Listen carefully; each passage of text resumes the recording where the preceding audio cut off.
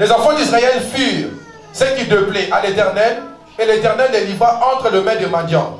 Juge 6, on commence à partir du premier verset. Ok, je recommence. Les enfants d'Israël furent ce qui déplaît à l'Éternel, et l'Éternel les livra entre les mains de Madian. Pendant 7 ans.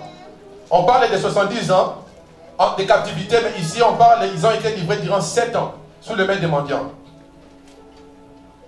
Ça veut dire que lorsqu'on parle, vous voyez les chiffres 7, 7, 7, je n'aimerais pas commencer à décortiquer la chiffrologie ici, mais vous devez savoir une chose. Lorsque vous voyez les chiffres 7 dans les Écritures, très souvent on parle de la perfection. Ça veut dire qu'on te demande de pouvoir pardonner 7 fois 777 fois. Ça veut dire que si j'ai fait du mal, tu pardonnes. Lorsqu'on te dit que tu fus assiégé durant 7 ans, en quelque sorte aussi, ça veut dire que ça fait, tu as vécu le malheur dans sa plénitude. On avance. La main de Madian fut puissante contre Israël pour échapper à Madian. Les enfants d'Israël s'est retirés dans les ravins des montagnes, dans les cavernes et sur les rochers fortifiés. Quand Israël avait sémé, Madian montait avec Amalek et le fils de l'Orient et il marchait contre lui. Quand Israël s'aimait, Madian montait. Il campait en face de lui, détruisait les productions du pays jusqu'à vers Gaza et ne laissait en Israël ni vivre, ni brebis, ni bœufs, ni ânes. Car ils montaient avec leurs troupeaux et leurs tentes. Ils arrivaient comme une multitude de sauterelles. Ils étaient innombrables, eux et leurs chameaux, et ils venaient dans le pays pour ravager. Israël fut très malheureux à cause des mendiants. Et les enfants d'Israël crièrent à l'Éternel. Lorsque les enfants d'Israël crièrent à l'Éternel au sujet des mendiants, l'Éternel envoya un prophète aux enfants d'Israël. Il leur dit, ainsi parle l'Éternel, le Dieu d'Israël. Je vous ai fait monter d'Égypte et je vous ai fait sortir de la maison des servitudes. Je vous ai délivré de la main des Égyptiens et de la main de tous ceux qui vous opprimaient. Je les ai chassés devant vous et je vous ai donné leur pays. Je vous ai dit, je suis l'Éternel votre Dieu. Vous ne craignez point les dieux des Amoréens dans le pays desquels vous habitez. Mais vous n'avez point écouté ma voix. Ça veut dire que tous les malheurs que les enfants d'Israël subissaient avaient une cause. La cause était quoi? Ils n'ont pas suivi la voix de l'Éternel. Rapidement. Puis vint l'ange de l'Éternel et il s'assit sous les térébins d'Ophra qui appartenait à Joas de la famille d'Abiezer. Gédéon, son fils, battait du froment au pressoir pour le mettre à l'abri des Madians.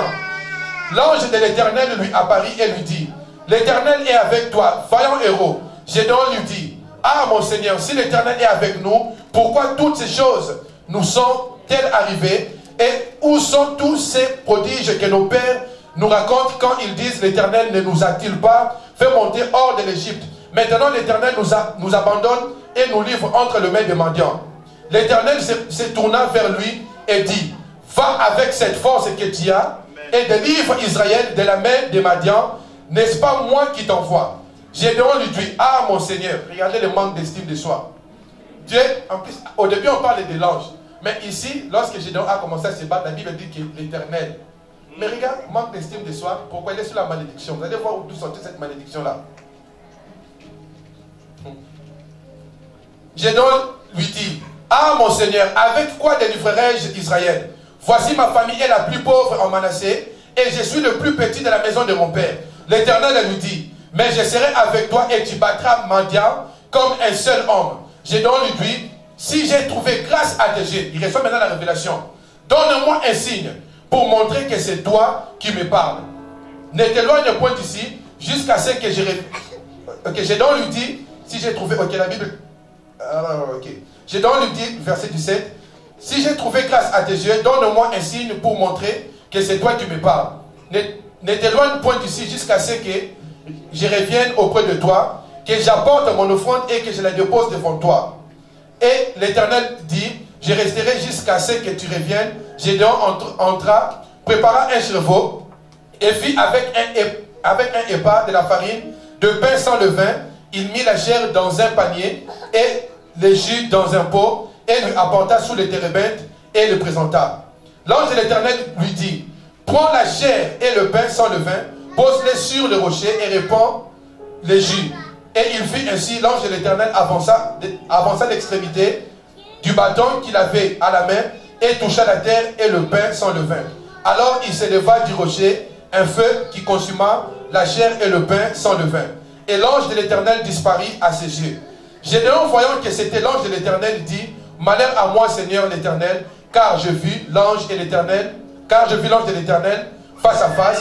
Et l'Éternel lui dit: Sois en paix, ne crains point, tu ne mourras pas. Gédéon bâtit un autel, et Gédéon bâtit un autel à l'Éternel et lui donna pour nom l'Éternel paix. Et l'Éternel paix, il existe encore à Ophra, qui appartenait à la famille d'Abiezer. Maintenant, et suivez ceci. Verset 25. Dans la même nuit, l'Éternel dit à Gédéon: Prends le jeune taureau de ton père et un second taureau de 7 ans, renverse l'autel de Baal. J'aimerais que tout le monde puisse dire: renverse l'autel de Baal. Renverse l'autel de Baal qui est à ton père et abat le pied sacré qui est dessus. Ensuite, vous pouvez continuer. Tu bâtiras ensuite et tu déposeras sur le haut de ces rochers un autel à l'Éternel. Ces écritures nous révèlent quelque chose de très particulier. Le succès de Gédéon était caractérisé par rapport à la révélation qu'il devait recevoir de la part de Dieu par rapport au péché de la maison de son père. Vous savez, aujourd'hui, des fois, il est assez commun, des fois, on a peur de parler de ces choses, mais laissez-moi vous dire une chose, que la malédiction générationnelle peut t'attaquer et peut t'empêcher de pouvoir bâtir en 2014. Il y a des choses que nous avons permis dans nos vies qui sont des abominations à Dieu. Néhémie ne pouvait pas s'élever et commencer à mobiliser le peuple de Dieu pour aller rebâtir tant qu'il n'avait pas reçu la révélation qui, à part le péché que lui il avait commis, il y avait aussi de péché qui sortait de la maison de son père.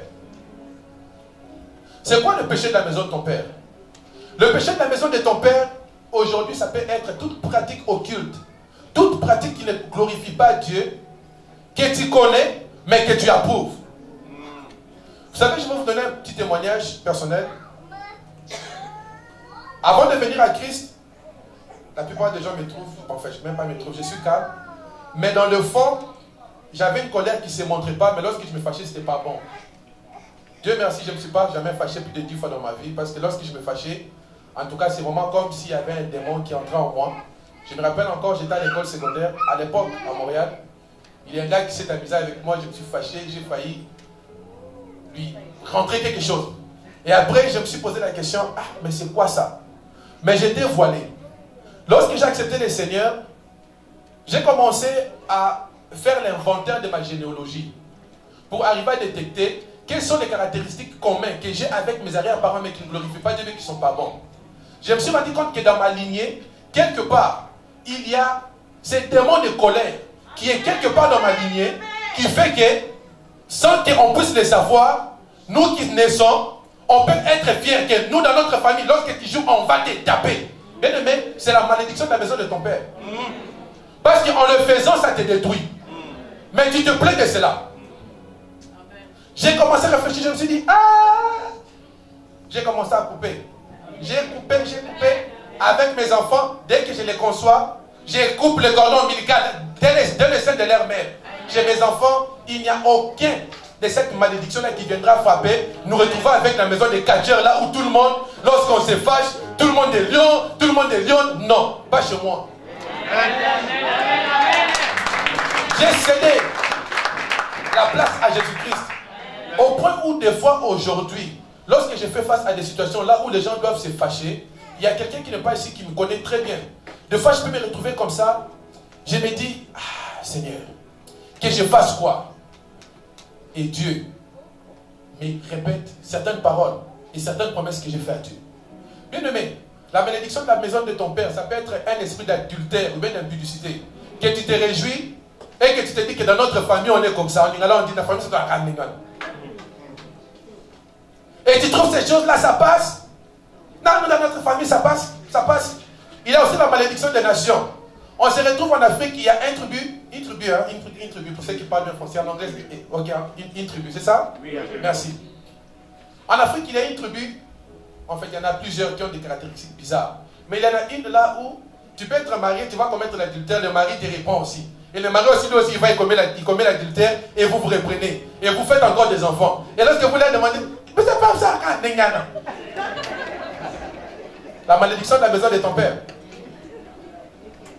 Cette malédiction-là a dépassé les niveaux. Parce que vous savez, les couches de malédiction vont d'une manière progressive. Je vais vous les démontrer. Salomon fut celui qui s'est livré à l'adoration des dieux étrangers. Là, c'était au niveau personnel. Souvenez-vous que je vous ai dit que Néhémie, lorsqu'il a fait la prière de confession, il a confessé et il a confessé le péché à 3 niveaux. Il a commencé par le péché individuel, il a reconnu le péché de la maison de son père et le péché au niveau de la nation. C'était Salomon qui a péché. Mais par après, les descendants de Salomon ont commencé à répéter la même chose. C'est-à-dire que là maintenant, ça entre dans un contexte généalogique. Et à un moment donné, ce n'était même plus au niveau des descendants de Salomon. Les descendants de Salomon ont livré cela à la nation. Ça veut dire que maintenant les gens en Israël, pour aller blesser Dieu, il y a aussi des gens qui sont vraiment idiots. Comment tu vas aller blesser Dieu? Il s'est présenté devant Baal, il commençait à adorer Baal. C'est pour cela que vous voyez un homme comme Élie, fâché qu'il était, il est arrivé là, commencer à demander aux enfants d'Israël, vous devez vous décider, qui adorez-vous? C'est parce que ce péché-là s'était répandu au niveau national. Tu as cette responsabilité de pouvoir identifier des choses dans ta vie. Ce sont de mauvais fondements. Un exemple concret, bien aimé. Nous devons rejeter aujourd'hui cette malédiction nationale où on nous dit que non, les Africains, plus précisément les Congolais, ne bâtissent jamais ensemble. Et que tout ce que nous commençons, pas seulement que ça finit mal, mais ça finit toujours par la bataille et par des insultes. Je condamne cet esprit-là par le nom de Jésus. Au nom de Jésus. Il y en a d'autres qui sont dans les affaires. Bien aimé, c'est spirituel. Nous avons besoin des hommes d'affaires dans cette église. Mais il y a quelque chose qui est assez bizarre. Il y a des gens qui vont en affaires, que ce soit dans cette église ou bien dans cette communauté, avec beaucoup d'efficacité. Mais après une année, 2 ans, 3 ans, les magasins ferment et nous sommes contents. Tiens, je suis passé par la rue, je ne sais pas, bon, je ne vais pas citer le nom d'une rue. J'ai vu, on dirait que c'est fermé, hein. Je t'avais dit. Et nous sommes là, on croit que c'est bon. Et nous voulons bâtir. On va bâtir sur quoi? C'est une malédiction. Si en 2014 on voyait les choses comme ça, bien aimé, laisse-moi te dire que 2013 on voyait les choses comme ça. Laisse-moi te dire qu'en 2014, Dieu nous donne la providence divine de pouvoir changer cette situation. Amen. Dieu te dit, prends la force qui est en toi et vas-y, tu es capable de pouvoir renverser Madian. Tu as la capacité de pouvoir renverser Madian cet après-midi. Ah, il y a des gens qui ne croient pas ceci. Je te dis que c'est prophétique, tu as la capacité de pouvoir renverser Madian. Si dans ta famille, il y a des gens, je ne suis pas contre les gens qui passent par des situations difficiles au niveau de mariage. Ok? Parce que vous savez, nous vivons dans des situations, nous vivons dans un pays où les choses peuvent des fois aller à une vitesse qui ne sont pas, des fois on ne peut pas contrôler cela. Mais si jamais cela est arrivé la première fois, laisse-moi te dire une chose. Tu as la deuxième grâce de la part de Dieu de pouvoir bâtir solidement dans ton deuxième mariage. Amen. Tu dois prendre autorité et regarder dans ta lignée. S'il y a une tante, un oncle qui lui trouve ça que c'était bon, je me suis remarié 4 fois. Et toi tu te disais mon oncle a de l'argent, il s'est remarié 4 fois, bien ma tante. Non, tu dois prendre la décision de pouvoir renoncer à cela. Amen. Tu as la providence, ne te culpabilise pas. Ne te dis pas que non, je suis, en anglais on parle de failure.